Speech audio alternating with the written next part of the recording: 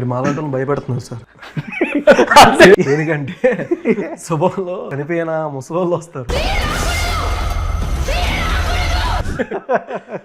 అసలు పరదా ఏంటి?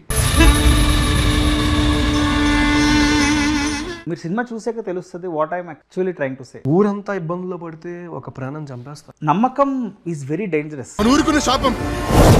ఇప్పుడు రీసెంట్లీ వచ్చిన బురారి మర్డర్ కేసెస్ 8 మంది సూసైడ్ చేసుకొని చనిపోయారు.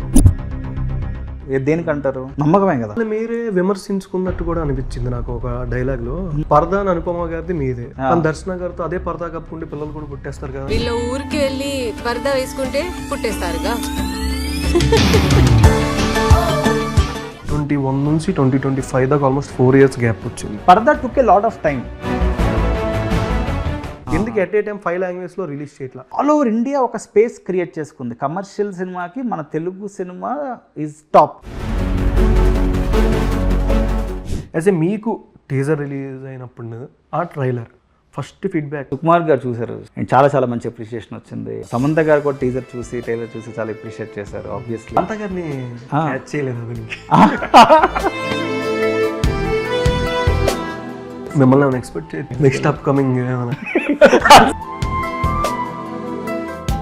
తల్లిని కోల్పోయిన యువకుడు ప్రేమ కోసం కుటుంబ సమస్యలతో పోరాడు. తల్లి కోల్పోయిన మిర్చియా.